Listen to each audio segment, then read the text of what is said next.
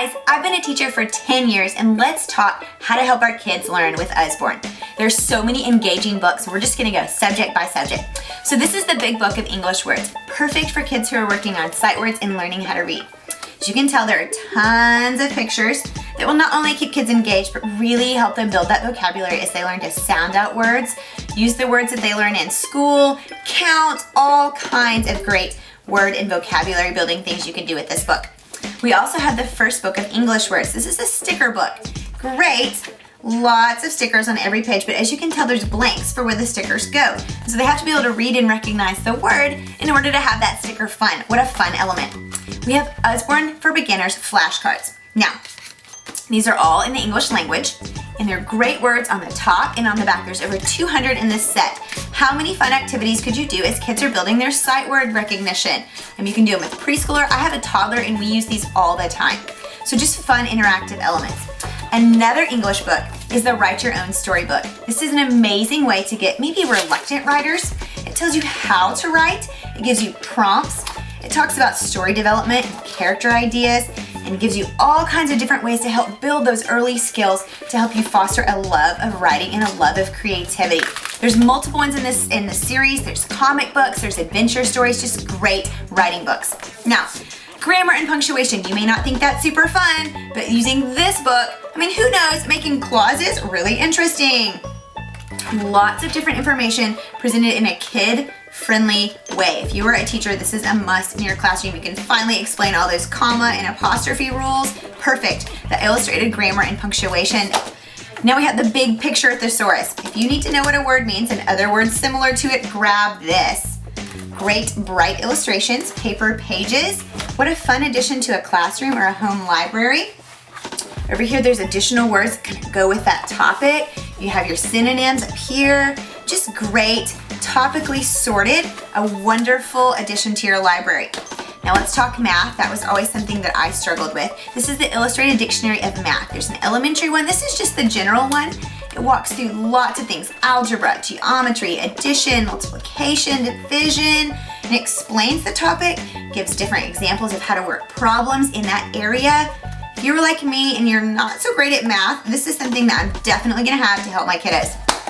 For younger math, we have adding and subtracting. This is a fun activity book. There's things that kids can write in, do, cut, tear out, color, all kinds of different activities to help reinforce those concepts that they're learning at school or home. This Is Not My Math Book is probably my favorite math book. It makes math actually fun and creative. You get to do all kinds of drawing, doodling, and craft ideas using those math skills that you're learning. So fun things that you can build and doodle. How much fun would this be to do on a Saturday with your kids? They wouldn't even know that they're doing math. Now, one last math learning tool that we have, and these are called our learning wrap-ups. And how you use these is you can tell there's different topics. This is a multiplication one. And so you wrap it around. So for example, 4 times 1 is, and you grab your string, 4 times 1 is 4. 2 times 1 is, let's find that 2 down here.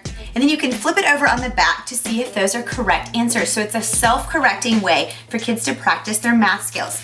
Let's move to science. This is our Illustrated Dictionary of Physics. We have so many science books. So if you have an older kid, maybe high school or even college, what a helpful book. I took physics in college and wish I would have had all of these amazing illustrations, graphs, and explanations in a way that I would actually understand. 100 Things to Know About Science is a really fun one. It talks about all different topics. There's great illustrations. There's no photographs in this book, but that's one of the things I love about it. It just almost makes it like a storybook as you're learning different science topics.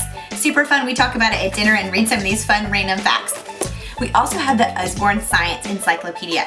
This one is linked with QR codes. So you scan this little code with your device, phone or tablet, and it takes you to a safe and updated website where you can learn more about that topic. So this would be perfect for a home library if you're a homeschool parent. Amazing. If you like hands-on science, you need to grab either 365 science activities or 50 science things to make and do. So as you can tell, there's a size difference. And this one's all about learning your science kind of behind it and then doing a crazy fun activity. I have done lots of these in my classroom and with my daughter. So really fun. These are more like craft projects that use a science principle. So you make something and it talks about how and why that craft project is working based on science. So really, really fun. I've saved the best for last. I love our learning palettes. This is a self-correcting way for kids to learn. How it works is it comes with these discs. As you can tell, some of them don't have a hole and some of them do. So what you do, this is a counting card. There's all different subjects, math and reading, and different varieties of this.